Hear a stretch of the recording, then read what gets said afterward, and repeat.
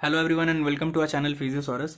तो पिछले वीडियो में हम लोगों ने डिस्कस किया था first order neuron, second order neuron और थर्ड ऑर्डर न्यूरॉन के बारे में। और मैंने कहा था कि लैमिना के बारे में हम लोग डिस्कस करेंगे।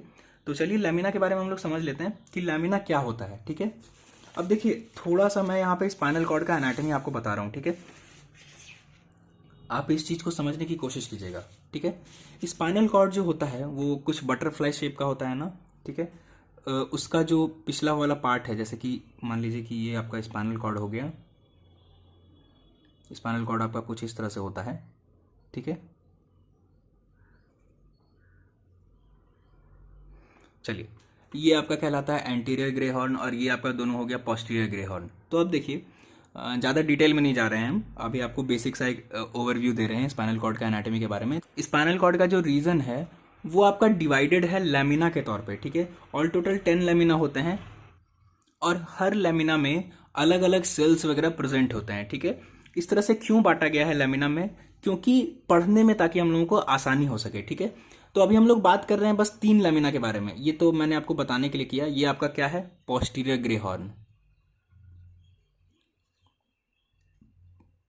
ठीक है, चलिए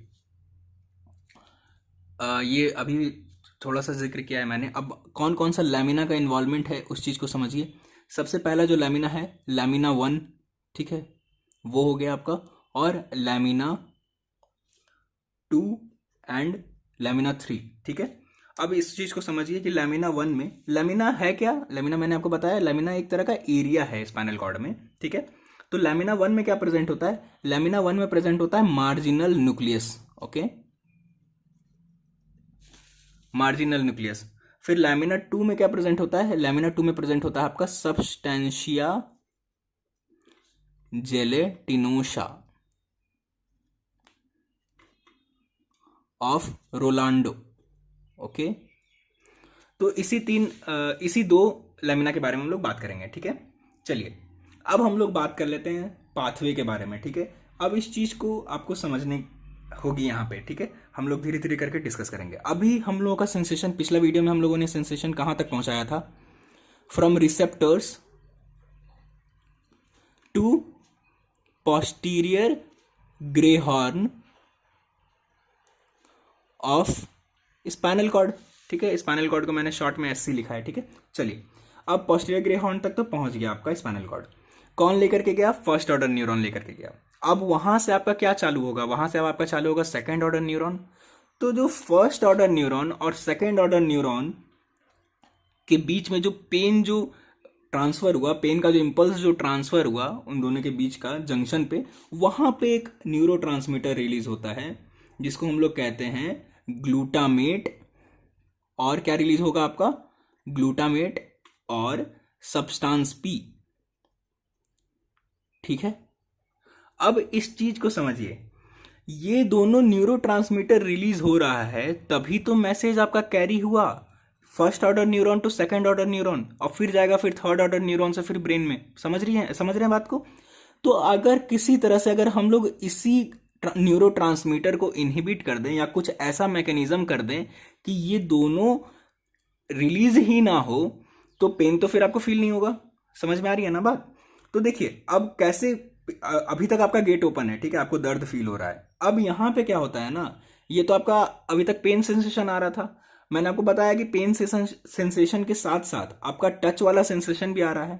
ठीक है, तो टच सेंसेशन भी आपका सेम पोस्टीरियर ग्रे हॉर्न तक पहुंचेगा। मतलब ये मान लीजिए ये आपका पेन वाला सेंसेशन आया है, ये आपका मान लीजिए आया टच का सेंसेशन। ठीक है, ये फर्स्ट ऑर्डर न्यूरॉन है, यहां से फिर आपका सेकंड ऑर्डर न्यूरॉन शुरू हुआ। यहां पे आपका दोनों के बीच में एक्सचेंज हो रहा है। क्या रिलीज होगा? यहाँ पे न्यूरोट्रांसमीटर रिलीज होगा।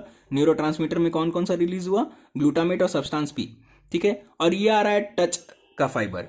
ये टच वाला फाइबर ये तो डायरेक्ट जाएगा ब्रेन में आपके। ठीक है, इसका तो कहीं ये नहीं है, इसको तो रोकने की जरूरत नहीं है। ठीक है, तो यहाँ पे एक इसका कोलेटरल ब्रांच बनता है। ठीक है, एक एक्स्ट्रा एक्सॉन का ब्रांच बनता है। ठीक है, ये एक्स्ट्रा एक्सॉन का ब्रांच ही आपका इनहिबिट करता है रिलीज को।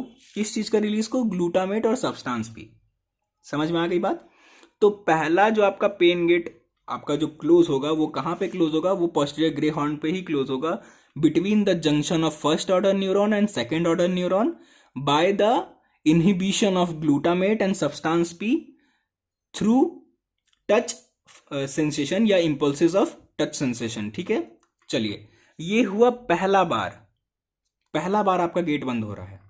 अब मान लीजिए कि आपका जो पेन है वो बहुत ये है, बहुत ज़्यादा उसका जो इंटेंसिटी है बहुत हाई है, तो आप सिर्फ सहला रहे हैं, मान लीजिए यहाँ पे पेन आपका हो रहा है तो सिर्फ सहला रहे हैं, तो आपका ये इनहिबिट हुआ ही नहीं। आपका वो जो टच इम्पल्स था वो ज़्यादा है ही नहीं, आप ज़्यादा अच्छे से सहला नहीं रहे हैं या ज़्यादा उसका इंटेंसिटी से सहला नहीं रहे हैं, तो क्या होगा, आपका रिलीज तो हो ही जाएगा ना ग्लूटामेट और सब्सटेंस पी। तो अगर मान लीजिए ग्लूटामेट और सब्सटेंस पी रिलीज हो ही रहा है और किसी तरह से मैसेज जो है वो सेकेंड ऑर्डर न्यूरॉन तक पहुंच गया, तो सेकेंड ऑर्डर न्यूरॉन से फिर वो मैसेज कहां जाएगा, सेकेंड ऑर्डर न्यूरॉन। अब यहां पे सेकेंड ऑर्डर न्यूरॉन वर्क कर गया, सॉरी सेकेंड ऑर्डर न्यूरॉन, ठीक है। सेकेंड ऑर्डर न्यूरॉन उसको लेकर के कहां जाएगा, सब कॉर्टिकल एरियाज में जाएगा, ठीक है। अब देखिए सब कॉर्टिकल एरियाज में पहुंच गया है। अब सब कॉर्टिकल एरियाज मतलब क्या, कॉर्टिकल सेरेब्रल कॉर्टेक्स के नीचे वाले एरियाज में, ठीक है। वहां से थर्ड ऑर्डर न्यूरॉन फिर एक्टिवेट हो जाएगा, ठीक है। थर्ड ऑर्डर न्यूरॉन जैसे ही एक्टिवेट होगा वो कहां लेकर के जाएगा, सब कॉर्टिकल एरिया से कहां लेकर के जाएगा, सेरेब्रल कॉर्टेक्स में। अब आपका पेन का जो सेंसेशन है वो फाइनली पहुंच गया है सेरेब्रल कॉर्टेक्स में, ठीक है। अब सेरेब्रल कॉर्टेक्स क्या करेगा, वो समझ गया कि अरे भाई पेन बहुत ज्यादा हो रहा है, ठीक है, अब उसको रोकना है। तो सेरेब्रल कॉर्टेक्स से एक ब्रांच वापस आती है, ठीक है, एक ब्रांच सेरेब्रल कॉर्टेक्स से वापस आएगी। मान लीजिए ये सेरेब्रल कॉर्टेक्स वाला ये ब्रांच है, ठीक है। ये जैसे ही वापस आएगी इसमें आपका रिलीज होता है एक न्यूरोट्रांसमीटर जिसको हम लोग कहते हैं ओपिएट पेप्टाइड्स, ओके, जो कि जिसका मैंने आपको चर्चा किया था पिछले वीडियो में। इधर देखिए 3 था ना, एक सब्सटेंस पी, ग्लूटामेट और ओपिएट पेप्टाइड्स। तो ये कौन रिलीज करेगा, ये ब्रेन रिलीज करेगा, ठीक है। चलिए ये ओपिएट पेप्टाइड रिलीज किया, कौन रिलीज किया, ब्रेन। तो opiate peptide is released from brain। अब ये ओपिएट पेप्टाइड क्या करेगा, ये फाइनली आपका क्लोज करेगा पेन गेट को। कैसे क्लोज करेगा, तो ये जैसे रिलीज होगा यहां पे फिर एक कोलेटरल ब्रांच का फॉर्मेशन होता है, ठीक है, जो कि इन दोनों फर्स्ट ऑर्डर न्यूरॉन और सेकंड ऑर्डर न्यूरॉन के जंक्शन पे वर्क करेगा। और ओपिएट पेप्टाइड क्या करेगा, वो फाइनली आपका ग्लूटामेट और सब्सटेंस भी इन दोनों का इनहिबिट करवाएगा। तो ये क्या किया, विच इनहिबिट्स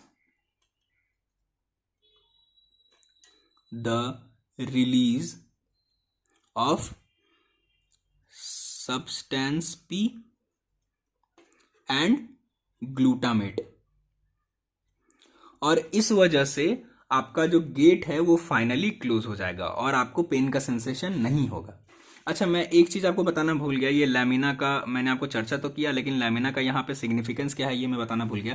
एक्चुअली ये जो सारा ये जो एरिया है ना जहाँ पे ये जो एक्सचेंज हो रहा है या फिर कोलेटरल ब्रांच का फॉर्मेशन हो रहा है, ये जो एरिया है ये इसी एरिया ही है, ये लैमिना वाला एरिया ही है, यानी कि ये लैमिना फर्स्ट है और ये लैमिना सेकेंड है।